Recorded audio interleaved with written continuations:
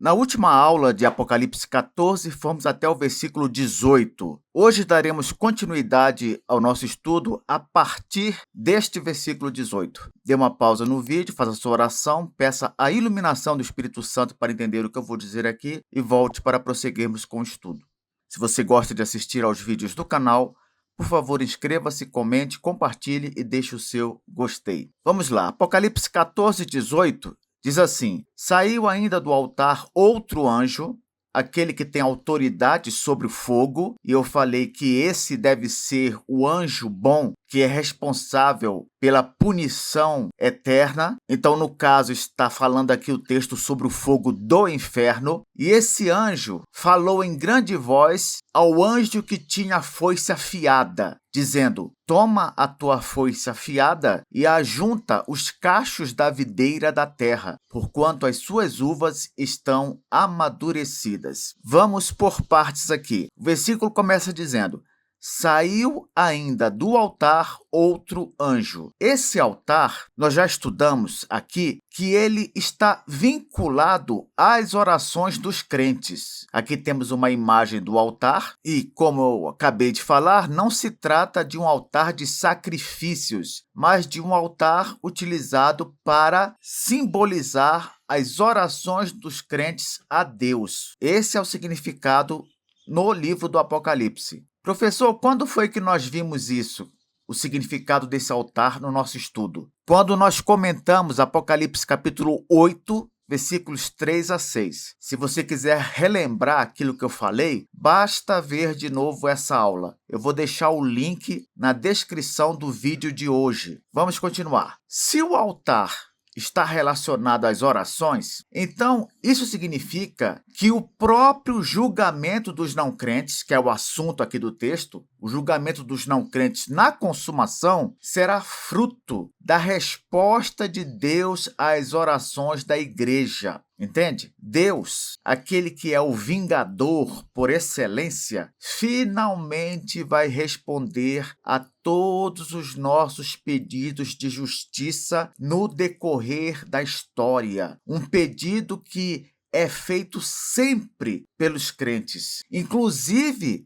pelos crentes que já estão no céu, conforme Apocalipse capítulo 6, versículos 9 e 10. Então, guarde isso. Quando o versículo aqui diz que saiu ainda do altar outro anjo, e no caso, altar de oração, é para nos ensinar que a punição dos não-crentes no final dos tempos será também uma resposta à oração do povo de Deus pedindo justiça. Isso significa que aquela ideia de que Deus não pune, Deus não castiga, Deus não faz nada, quando for na consumação, você vai ver Deus agindo contra todo o mal. Continuando o versículo: outro anjo, aquele que tem autoridade sobre o fogo, e repito o que eu disse aqui, o fogo, nesse caso, é símbolo do castigo eterno. Então, não é Satanás, um anjo caído, o responsável pelo inferno, não, e sim um dos santos anjos de Deus. Satanás, conforme a Bíblia, só será lançado no inferno na consumação. Professor, então,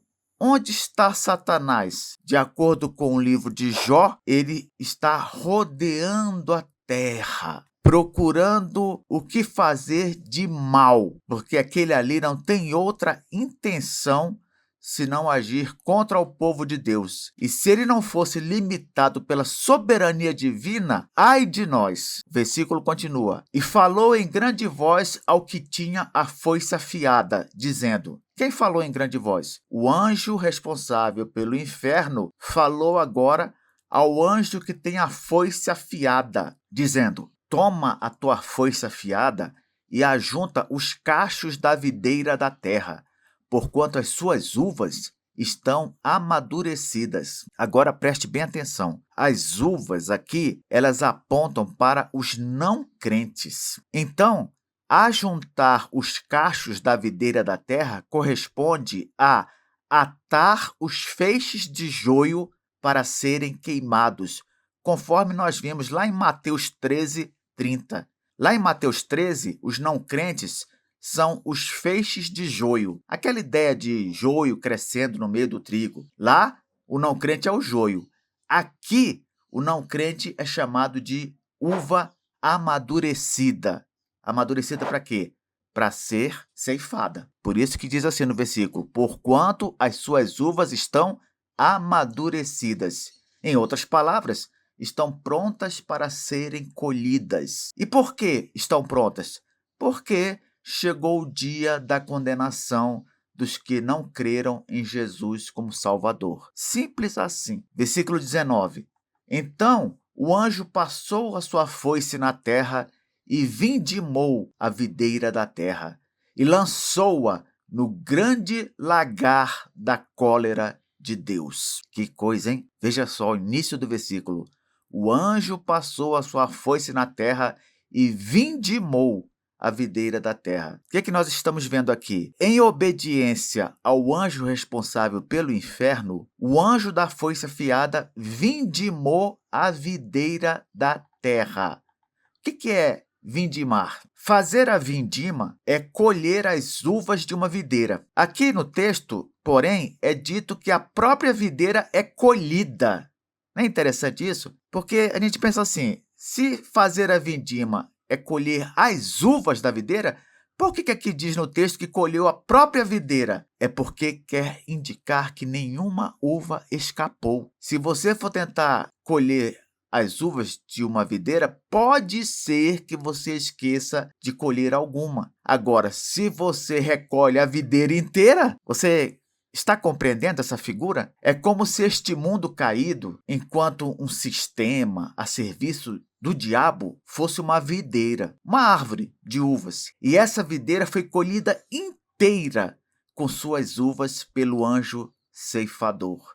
E o que ele faz com a videira? O versículo diz: e lançou-a no grande lagar da cólera de Deus. Então vamos com calma aqui. Como eu acabei de falar, a videira foi colhida. Em seguida, o anjo ceifador lança essa videira no grande lagar da cólera de Deus. Professor, o que é um lagar? Um lagar é uma espécie de tanque no qual se espremem e reduzem a líquido certos frutos, como, por exemplo, a uva. Só por curiosidade, azeitonas também são espremidas ali no lagar, sabia? Se você espreme uvas, vai sair suco de uva. E se você espreme azeitona, sai o quê? Azeite. Então, quando você joga as uvas no lagar, o costume é o seguinte: várias e várias pessoas entram nesse tanque e ficam pisando as uvas até que todas elas sejam transformadas em líquido. Aqui temos uma imagem, está vendo? Isso aqui é o tanque, e isso aqui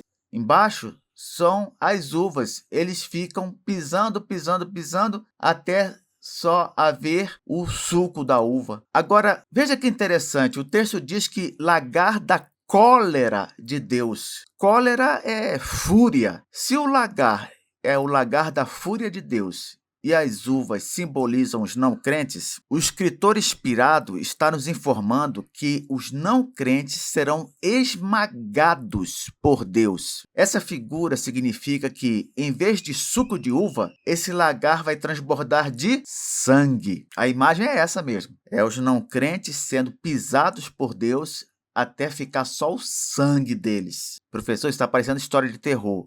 Parece, só que você tem que considerar o seguinte: por que essa linguagem simbólica tão forte? É para mostrar que no final, na consumação, Deus vai ser terrível contra os seus inimigos. É como profetizado lá em Isaías 63, versículos 3 e 4, que diz assim, é Deus falando, viu?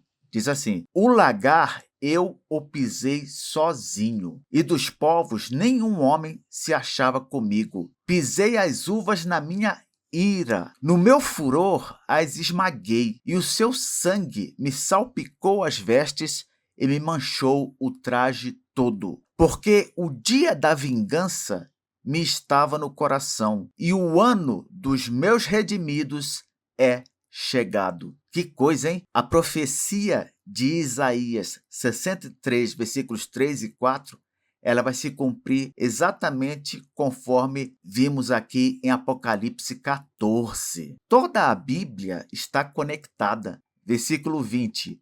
E o lagar foi pisado fora da cidade, e correu sangue do lagar até os freios dos cavalos, numa extensão de 1.600 estádios. De novo, preste atenção. No começo do versículo diz assim: e o lagar foi pisado fora da cidade.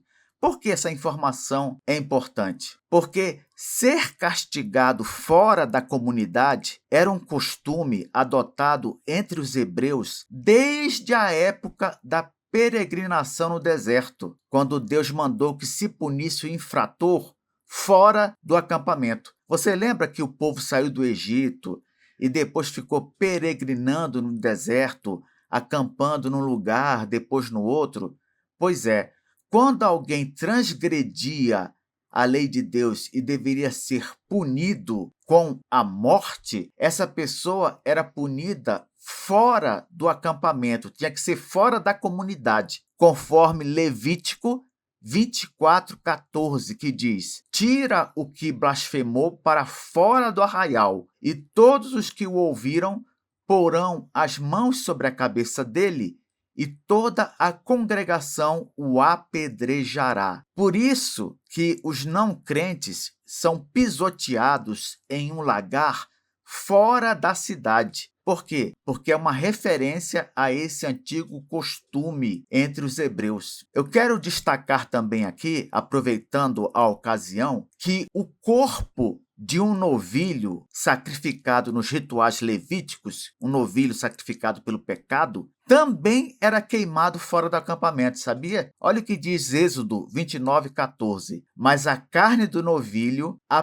pele e os excrementos queimá-los-ás fora do arraial.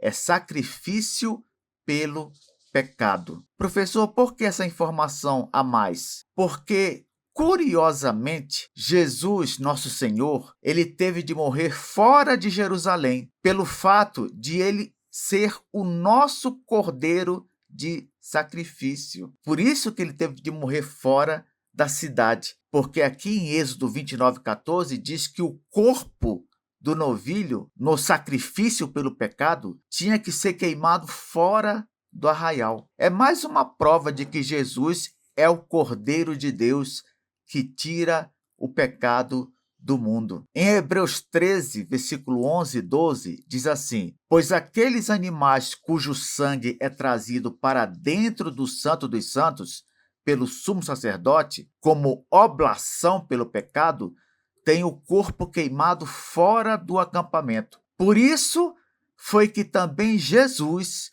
para santificar o povo pelo seu próprio sangue, sofreu fora da porta. Que porta? Da cidade. Foi por causa disso. Então, para fechar esse ponto, eu quero deixar claro o seguinte: Jesus morreu fora de Jerusalém por duas razões.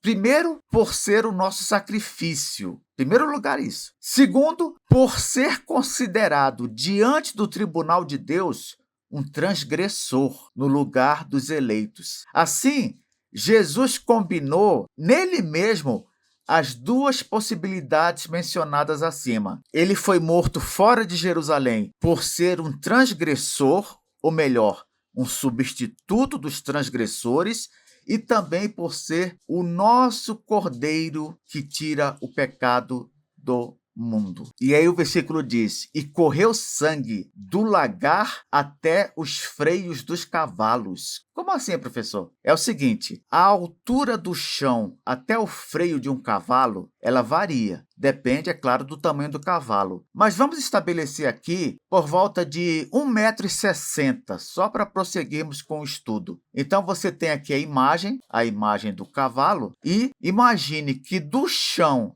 até o freio do cavalo, você tem 1,60 m. Isso quer dizer que o sangue que saiu do lagar, a profundidade dele foi de 1,60 m, contando do solo até o freio do cavalo. E o texto acrescenta, numa extensão de 1.600 estádios. O que é extensão? Bom, a extensão de um rio se refere ao comprimento total desse rio, medido desde a nascente, onde o rio começa, até a foz, onde o rio deságua. A extensão desse rio com o sangue dos não-crentes é de 1.600 estádios, cerca de 300 quilômetros. Pense só nessa imagem, um rio de 1,60 m de profundidade se estendendo por 300 quilômetros. É muito sangue, não é? Essa figura aqui, ela quer deixar muito claro para nós que muita gente vai morrer. Muita gente. Se hoje a população do mundo